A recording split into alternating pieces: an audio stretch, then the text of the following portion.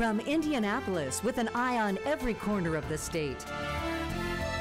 This is IBJ Media's Inside Indiana Business with Gary Dick. Presented by Elevate Ventures and Indiana University. Ladies and gentlemen, start your engines! This is the greatest spectacle in racing. That sound. This month, May in Indiana. You just won the Indy 500. The Thunderbirds. Bagpipes. A swig of milk. The party in the snake pit. This spectacle, a time when Indiana shares its unique traditions with the rest of the world. Back home again in Indiana. Back home again in Indiana. 2 laps to go. It's time to buckle in for Business at the Brickyard from the world's greatest race course. Presented by Purdue University. And climb the fence at the Speedway again. Hello and welcome to Inside Indiana Business. I'm Gary Dick. It is go time at the Indianapolis Motor Speedway. The 107th running of the Indianapolis 500 is upon us. We have been here all month profiling the economic impact of the Speedway and motorsports as well. It is big business and it touches virtually every corner of the state.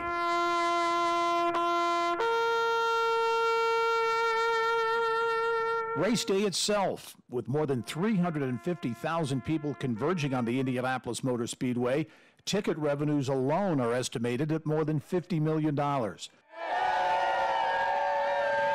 Race fans also forking out money in restaurants, hotels, and into the local economy to the tune of an estimated $300 million. Add to that the millions in advertising, team sponsorships, and broadcast and streaming rights.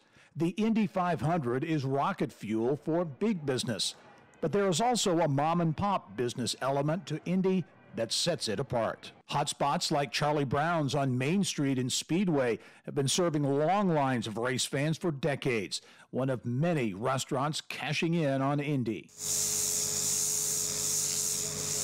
For years, neighborhoods in the shadow of the Indianapolis Motor Speedway have cleaned up by turning their yards into parking lots with a party, some funding college educations with the proceeds. Park a few cars, have some people that come into town every year that they make the journey from, mainly Illinois, but Minnesota, Florida, all over the country. Some people have been doing it for 50 plus years and they definitely look forward to that income. Yeah. So yeah, it's fun parking cars and I think people really appreciate being this close so they don't have to walk as far. Marcus Ericsson. Did it, buddy. You just won the Indy 500. And one more really big number to keep in mind, $16 million. Last year's Indy 500 purse, with winner Marcus Ericsson hauling in more than $3 million. And I'm joined now by a man who knows full well, perhaps better than anyone else, what this place, the Indianapolis Motor Speedway, the Indy 500 means emotionally, economically, and why it is a special place. Mario Andretti. Mario, thanks for joining us. My pleasure, Jerry. Yeah. Thanks for having me. 100 times, more than 100 times, you took a checkered flag during your Hall of Fame career. You won here at Indy. You've won at Daytona, Formula One. What makes Indianapolis, what makes this place special?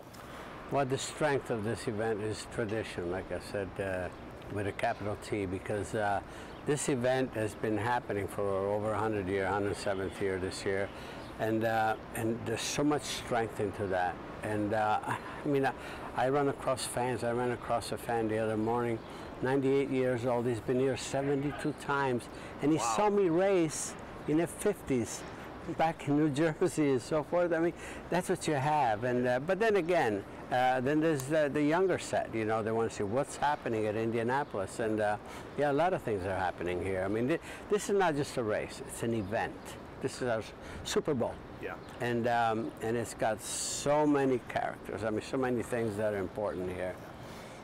The emotions of this place are tremendous. The economics as well. This is big business, obviously. Yeah. We saw this past week, Graham Rahal, the emotions of not making the race, and now he's back in because of a turn of events. Catherine Lake, fastest female qualifier ever. Then she crashes during practice. From a business standpoint, how I don't know, I guess nerve-wracking, but how difficult is it when you look at the economics of racing out here? How much pressure is on the driver? Well, everything is, all the stakes are on happening. What if it doesn't happen? You see what I mean? So, and that's it. But that's motor racing. That's the sport. I mean, it's you're always on that fine edge, and nothing is ever really comfortable. You never got it made. You have sponsors. The sport is very, obviously very commercial, and so the sponsors want to be part of it, part of every event. They want to be proud. You have a lot of responsibility, which is great. I mean, but you know what? You better put your best foot forward always. But not only here, everywhere. Yeah. Like I said, this like the Super Bowl. But at the Super Bowl, you do the same thing you did the entire season. The only thing is you don't get another chance. How would you assess the state of the motorsports industry right now overall? I think the state of the sport is good. I'm looking to say IndyCar. I don't think the product has ever been better, quite honestly. The depth of the team, I mean, how healthy the teams are, you can see it by the competition and the talent pool.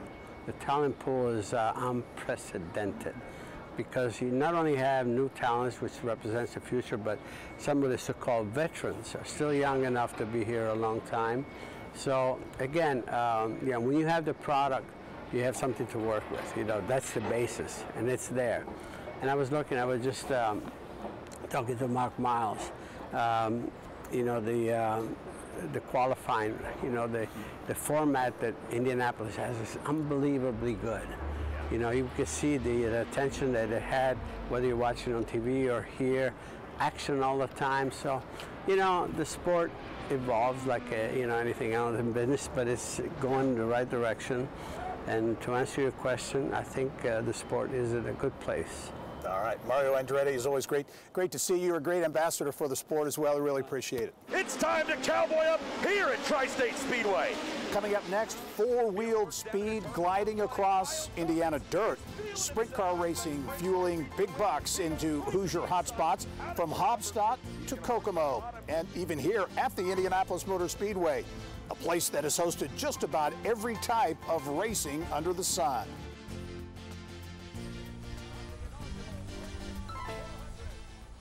NASCAR came roaring to the Brickyard in 1994. F1,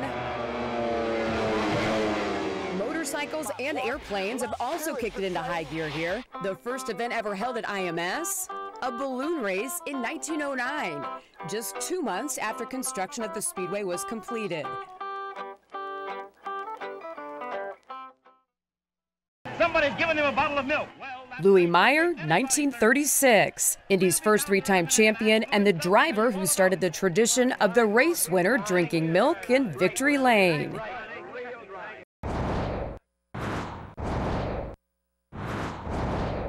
Here's what's making news around Indiana, brought to you by the Indiana Association of Realtors, Indiana's 21,000 realtors, the neighbors you know, the experts you can count on. Well, many IndyCar drivers cut their teeth behind the wheel under the bright lights of dirt tracks all over the United States. Indeed, sprint car racing is big business here in Indiana. Mary Rachel Redmond joins us now inside the grounds of the Indianapolis Motor Speedway with more. Mary Rachel. Well, Gary, with race day upon us, obviously the focus is on IndyCar and the field of 33, but just inside turn 3 is another field of dreams, the IMS dirt track. And as IMS President Doug Bowles tells us, short tracks like this one, really the heartbeat of racing in Indiana. Really what's made Indiana famous around racing are the short tracks that you can find all over the state of Indiana through all kinds of small communities. But some of the most iconic dirt tracks in the world are here in central Indiana and across our state. And it's that racing, those weekly race series, those weekly tracks, that short track promoter that really is the heartbeat of motorsport. Race fans start in those racetracks. For the racer out of Princeton, Indiana, looking for a $35,000 payday here at Kokomo Speedway. The Ellie's custom trailers and carts, sprint car, SmackDown 11, count, Cummins goes wire to wire. You know, dirt track racing is just the most raw form of racing that there is. Some people say it's like riding a bull. Car upside down hard! Some people say it's like riding a rocket. Got one big time off at turn number 4. The steering wheel's trying to rip out of your hand. Dirt flying at you. It's a full-on battle every lap. Kyle Cummins has been racing sprint cars in Indiana since he was a teenager. Now in his mid-30s, the Southern Indiana native is one of the dirt track circuit's biggest stars. Kyle Cummins was not to be denied. Indiana is the #1 for the racing scene. Like it is, people, if you're born in California, you move to Indiana to go racing. If you're born in Florida, you move to Indiana to go racing. Like Indiana is the #1 place for dirt tracks. At Tri-State Speedway, whether it be Terre Haute or Kokomo or Bloomington, some of those racetracks like that, those tracks actually become tracks that national drivers at the short track level want to come and compete. So not only do they train drivers, they also become sort of a destination point for people who continue in short track racing to go up the ladder and get to the point where they're running in an IndyCar or they're running in NASCAR. And according to Cummins, the high-octane sport has seen a dramatic upswing in popularity in recent years. IMS got in the game in 2018, building a quarter-mile dirt track of its own. So for us, when we built the short track here at the Speedway, it was our way to connect back to grassroots because grassroots is so important. So while a lot of those drivers end up going the NASCAR route or World of Outlaws or some other way than just getting to IndyCar, we wanted to give short track drivers and fans an opportunity to say, I'm still going to get a chance to compete at the Indianapolis Motor Speedway. As a local track fan, get to go to the Indianapolis Motor Speedway and cheer for our track champion. That's why we built it. We didn't build it to compete against short tracks. We're not in the short track promotion business. What we are in is the short track celebration business. And the one big event held at the IMS dirt track every year, the Driven to Save Lives VC39, a crazy 4-day-long excursion full of races coming up in late September. And just a fair warning, all that dirt flying, you might want to bring a pair of goggles. All right, Mary Rachel, thank you. Grassroots racing at its best, and you can see it all over the state of Indiana.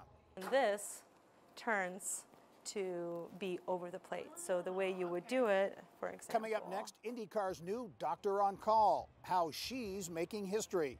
More on the first woman to be in charge of the medical center here at the Indianapolis Motor Speedway.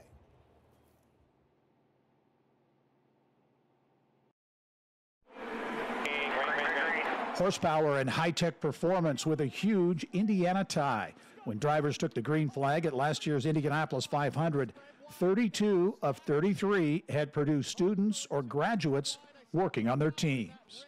Well, the IU Health Emergency Medical Center is the oldest building inside the Indianapolis Motor Speedway, and once again this year, history is being made there.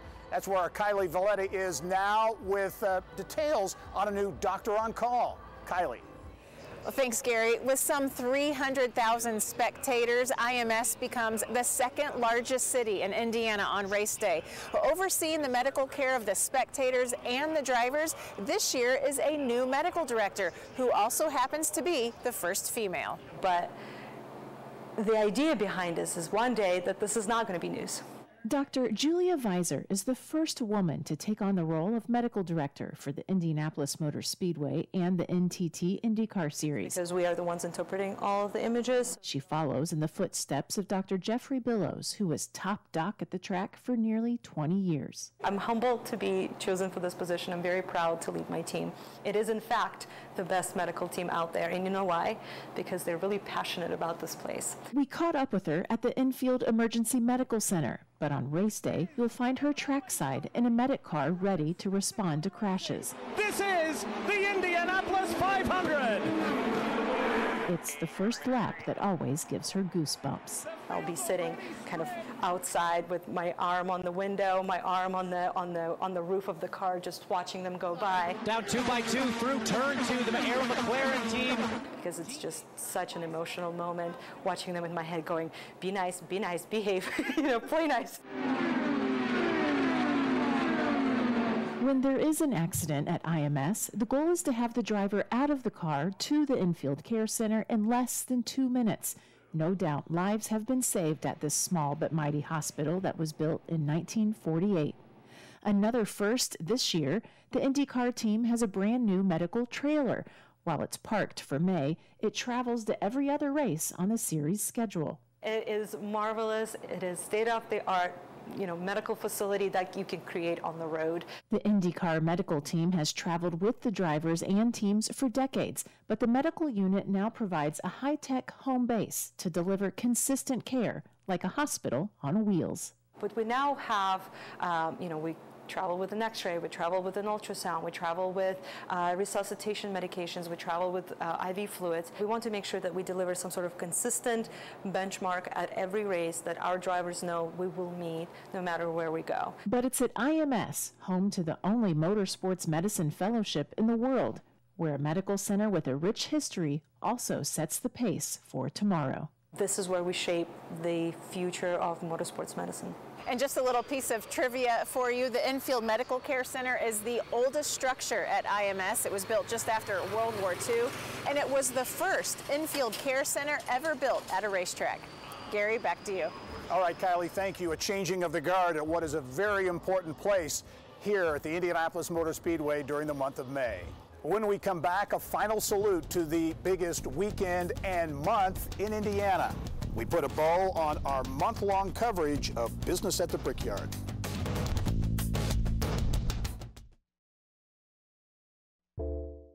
Fans who didn't pack enough food in their coolers on race day can always hit the concession stand, and they do. Get this, if you took all the hot dogs and brats sold at the 500, placed them end to end, they would circle the 2.5-mile oval at least 2 times.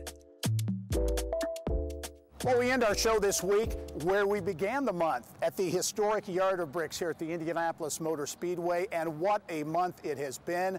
The traditions, the memories, the stories of the people who built the Indianapolis Motor Speedway and motorsports in Indiana. It is an industry that has big social and economic impact on every corner of the state. This is and always will be the greatest spectacle in racing. This is the Indianapolis 500. Well, the strength of this event is tradition, like I said, with a capital T, because this event has been happening for over 100 years, 107th year this year, and there's so much strength into that. Ladies and gentlemen, start your engines. I thought we bought a pig in a poke. Tony Holman bought the crumbling speedway for a whopping $750,000 in 1945, and together, Tony from Terre Haute and Mary the cigar heiress from Evansville turned the Indianapolis 500 into the premier motorsports event in the world. The Holman George family did amazing things. Roger Penske is now going to take what they've built and make it even better. Roger wanted to make sure that we were doing everything we can to deal with the long-time belief that motorsports and racing was a white sport, a belief that he did not have and didn't realize was so prevalent until he came here and got involved in our NXG Youth Motorsports program. If you need it done, you can get it done in Indy. As we continue our month-long Business at the Brickyard series, a look at the economic impact of motorsports on Indianapolis and the state of Indiana. It is significant, touching all 92 Indiana counties, 300-plus motorsports-related businesses. We're hitting on all cylinders, as we say. Green, green, green. Christian Lundgaard. Biggest growth has been on social and digital media. So that means younger. And that, of course, is music to every sports marketer's ears. The Purdue presence here at Indianapolis, very big. Purdue is part of the fabric of the Indianapolis 500. It all started in 1919. The Purdue All-American Marching Band paving the way as the first band to play as part of race day ceremonies. The 500 Festival, it's been around since 1957. It's the Princess Float that features all 33 500 princesses. And it also brings back a little nostalgia for me. Back in 2006, I too did the Princess Wave. Drivers and teams are taking advantage of an Indianapolis area gym, Pit Fit, to push their workouts into a 6th gear. The heart rates of race drivers actually compare to someone running a marathon. But here at Pit Fit, they're not just training cardio, they also train your mind. From strobe glasses for focus speed. This is not just a race, it's an event. This is our Super Bowl. Back home.